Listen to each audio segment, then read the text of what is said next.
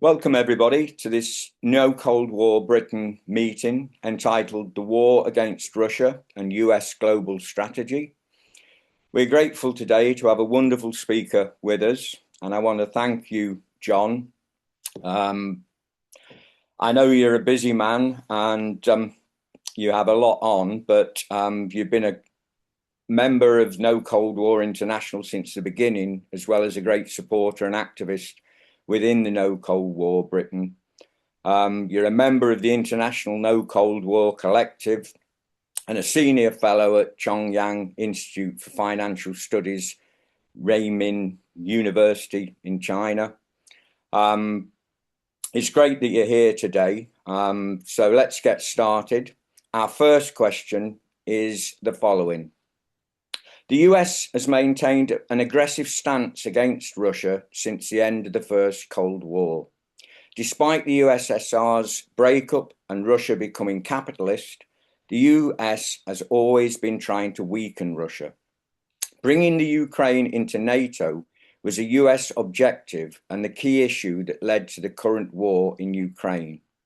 Recently, the US side has escalated its attacks with deep strikes in Russia. Why has America pursued this strategy, John?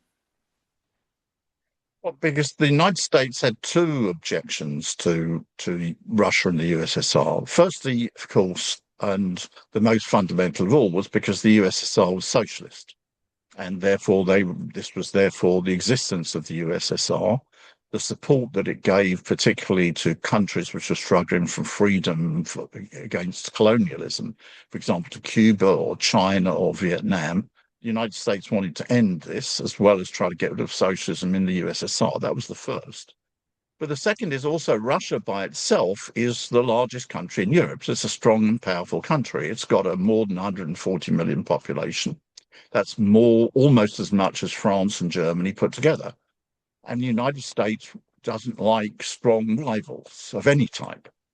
This is particularly the case because of the role which Russia would play in regard to Europe. If you take Western Europe and Russia together, they're an economic unit basically as large as the US, and they're also relatively balanced because you have relatively developed manufacturing industry in Western Europe and a service sector. You have some high technology sectors in Russia, but also you have big resources, the biggest natural resources, mineral resources of any country in the world. If you like, Russia is a sort of enormous Texas for Europe. Therefore, this would be such good relations after the end of the Cold War would have been. The United States was seen as a serious economic rival. Therefore, it was determined to break it up and prevent that occurring. And that's what it's done systematically. It opposed the supply of gas and oil from Russia to Western Europe. It tried to oppose it for a long time. Germany wouldn't go along with the US for some time, but the US succeeded in eventually breaking it up. It wanted to expand NATO into Eastern Europe because it knew that that would create the tension between Russia and Western Europe, because large states do not want military alliances on their borders. You can imagine what would happen in the United States if it was announced, for example, China was going to establish military bases in Mexico, for example. This would probably cause a world war. And we know what happened in the Cuban Missile Crisis.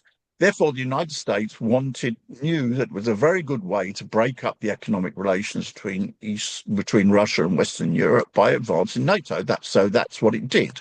Now, the ultimate way to deal with this, of course, would actually be to split up Russia itself, because as long as it's more than 140 million people, it is bound to be a powerful country, a strong country. Therefore, the idea, and they have maps of this that have been put forward in the United States, they have the Russian Federation, then the Siberian Confederation, and it's not terribly realistic, frankly, but nevertheless, that was a goal. So therefore, the goal of the United States has been persistently to weaken Russia as a rival to the United States, but also to weaken Western Europe, because as long as the United States can create bad relations between the Western Europe and Russia, it will you don't have an economic rival to the United States. Unfortunately, it's been successful in this because the European powers went along with this policy. But that's why the US has maintained this aggressive policy towards Russia, even after the end of the Cold War. Thank you, John. That was very good. Earlier in his new presidency, Trump seemed to be making concessions to Russia. And there was this summit between Trump and Putin in Anchorage. Now Trump is endorsing attacks on Russia with deep missile strikes inside it. What explains this US policy? Well, a new factor has entered into the situation, which the United States did not foresee in 1991, which has been the success of socialist China. If we go back to 1991, 1992, when the Soviet Union broke up, China was a poor country. The United States saw it as weak. I know I went to Russia in 1992 to start living in Russia. I've been to Russia before 1992, but I went to Russia in 1993 to try to persuade them to adopt a Chinese-style economic reform and not the stupid shock therapy which destroyed their economy during the 1990s. But at that time, to be quite honest, in Russia, most people said, why are you very interested in China? It's a very poor country. Some people who should have known better said, we don't have anything to learn from China. Okay, I said at that time, because China has the correct economic policies, it corresponds to Marx's socialist policies, and it will be a huge success. If you don't believe me now, come back and discuss it in 10 years' time. Now, nobody says, why should anybody be interested in Russia? And Putin, about 2 years ago, said the general consensus of now in Russia was that the Chinese economic policy was the way that they should have gone at that time, and it was a bigger, superior model to the West. So I thought, thank you. If that had been understood, 30 years ago, the whole situation in the world would be different. But it wasn't. And then you now have a situation, Russia became much weaker economically. In 1992, China and Russia were roughly the same economic size. Now China is 5 times as large as the Russian economy. So China has been a huge economic success. The one thing and therefore the US has decided now that the main thing that it has to do in the world is attack socialist China because of its economic success coming from a socialist system. But the problem which exists for it now is the following: that China has pursued a policy of a nuclear buildup, military buildup, but it's still weaker in terms of nuclear power, nuclear armament, than Russia or the United States. But while Russia has undergone a relative economic decline, it still remains militarily very powerful, particularly in the question of nuclear weapons. It has approximately the same number of nuclear weapons as does the United States. Russia is still the only country in the world that can completely destroy the United States with a nuclear attack. Now, China's economic success means that it will build up over a period of time a stronger situation from the point of view of defending itself, but it takes time. You can't do it in 6 months. And during that period of time, the United States would like to isolate China and attack it. But the good relations which exist between Russia and China are a big problem for the United States. So it's therefore determined to break this up. Many of the advisors around Trump think it was a huge strategic mistake by the United States to allow itself to be dragged into simultaneous conflict with both Russia and China. It's a bit difficult to reconcile that with their view of how to weaken Russia, but nevertheless, that's their view. And they've got to split Russia from China. And there are 2 ways of doing that. One you might call is the carrot. That is to make offers to Russia that if you break off good relationships with China, we will not attack you. We will make some concessions on the situation in Ukraine. We will not have sanctions against you. Putin can come to the G8 summit, etc. but you have to break off good relations with China. Now, Russia has not gone along with that because for several reasons, one of which is that they understand perfectly well that if the United States did succeed in defeating China, then they'll just turn around and attack an internationally isolated Russia and weaken it. And they're not stupid, whatever view of policies we have. That's one.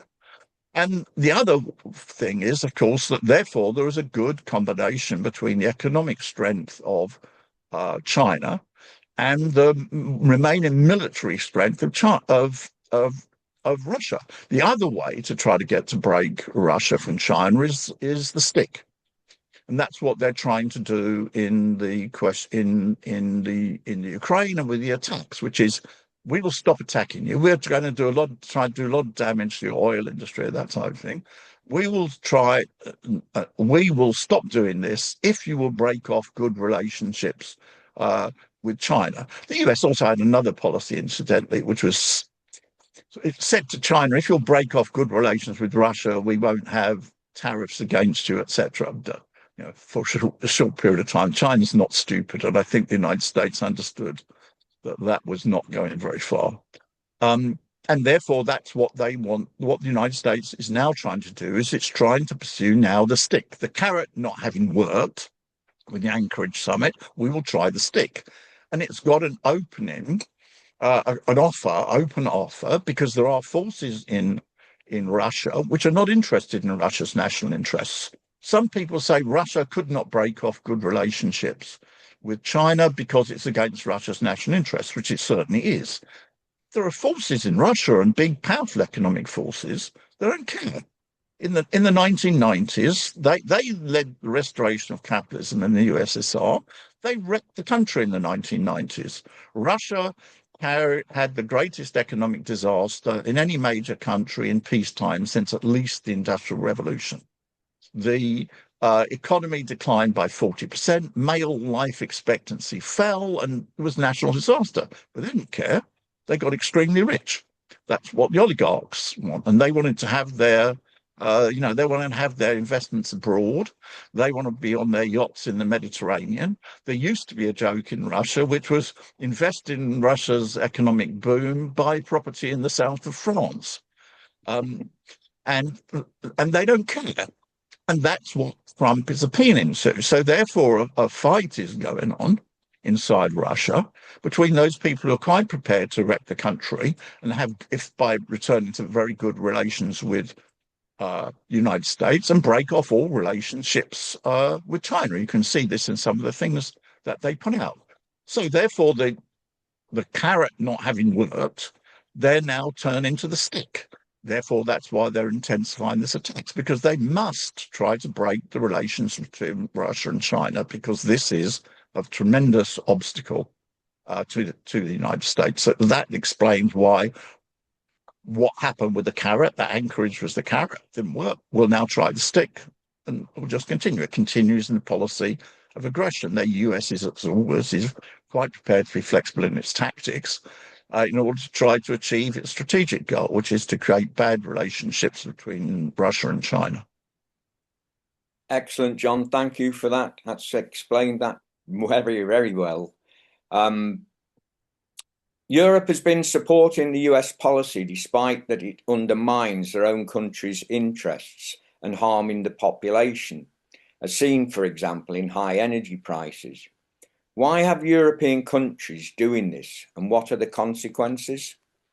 Well, because they subordinate themselves to the United States. There is a famous phrase which is correct was put forward about Marxism, which is, politics comes before economics. That's the ABC of Marxism. And the Western Europeans see that their military defense relies upon the United States, and they will subordinate themselves to the United States. Yes, therefore, they're prepared to attack their own populations in order to try to carry out the policies of the United States. In the same way, there's what I call what's technically called the comprador bourgeoisie in Russia. That is people who subordinate the interests of their country to getting rich. them personally themselves, that exists also in Western Europe, and that's what's been applying. So there is now a fight going on in Western Europe. Unfortunately, the people who want to go along against national interests with the United States are dominant, but there is also an anti-war movement and people who've got more sensible policies who want good relationships with Russia and also good relationships with China, because the US wants two things which deeply damage the people of Europe. One is bad economic relations with China, which damages Europe, and the other is a hostility military to Russia, which creates military tension, high energy prices, etc., etc. So in Western Europe, I'm afraid at the moment, the majority of governments are prepared to subordinate the interests of the European people to the interests of the United States. And one of the key tasks of the left in Europe is to fight against this. Thanks very much, John. And our final question today: the military action of US NATO countries has been accompanied by intense Russophobic propaganda, including the claim that Russia intends to attack Western Europe. What impact has this had on the anti-war and peace movements, and what actions and demands are needed to oppose the escalating war against Russia and the threat of a European-wide war? Well, I think this Russophobia has created some confusion in the anti-war movement, to be quite honest. I mean, there's a good point which is made in Russian media, which is the historical pattern is not Russia invading Western Europe. The historical pattern, as shown by Napoleon and Hitler, is of Western Europe invading Russia. But that's something on that, right? Okay, yeah. I mean, the key it's necessary to have the Russophobia in order to spread the nonsense that Russia wants to invade Western Europe. Now, on this, I don't necessarily agree with Putin and everything, but he's quite right. If we understand the relationship of forces between Russia and the whole of Western Europe, if Russia set itself the task of invading the whole of Western Europe, it would be defeated. And therefore, it's not going to do it. Leave aside whether it's got good intentions or not, it would be absolutely stupid thing to do. But it's necessary to have this Russophobia in order to spread this illusion. And therefore, that's what is necessary to do, because you have a big attack which is being carried out on the living standards of the working class in Western Europe, including in Britain, unfortunately, that is paying for an arms build-up by attacking welfare spending, by putting limits on wages through the inflationary effects of it, etc. And this is against the interests of the population. And in the same way that nonsense about that immigrants cause the problem in this country has to be spread in order to try to divide the working class through racism, in order to prevent the people of the continent seeing the situation clearly, they have to have Russophobia. And so that's what it's put forward. And therefore, this is nonsense. What the anti-war movement has to do is to explain all this policy of the United States. If you take the anti-war movement in Europe, all this policy of the United States and subordination of Europe to the United States is damaging the people of Europe. We should oppose it for many reasons, moral reasons, the threat of war and other things, because now with the situation in Ukraine, you have the threat of for the first time since 1945, with the big missile attacks in Russia, the threat of a general European war. I hope this doesn't happen, but that's real. But even at the level of living standards, people are paying by living standards, lower living standards, for two things. One is the economic hostility towards China, which is by far the most rapidly growing major economy in the world, and therefore a big market and create economic things. And secondly, by the military build-up against Russia. And therefore the interests of the people of Europe, and which therefore the anti-war movement has to explain, in addition to moral and other cases against war, is that this attack on Russia and this Russophobia is directly against your interests, that the Russophobia is being introduced in exactly the same way that nonsense attacks on immigrants in order to spread up racism being introduced, which is to divert your attention away from what is the real problems which confront you. So that's a part of what the anti-war movement has to do. As regards policies, of course, it should be for bringing to an end the war, stopping the military build-up, restoring good economic relationships with Russia, so we have cheap energy, getting on with having mutually beneficial relationships with China, and that's what's needed. As long as the people in Europe, the governments in Europe, are not pursuing that policy, we will remain in a blind alley. So this is the key strategic task of the anti-war movement. Thank you very much, John. That's all the questions that we've got. Thank you for giving us your time and speaking so well. You've been watching a No Cold War Britain episode, and I hope you enjoyed it. Thank you very much.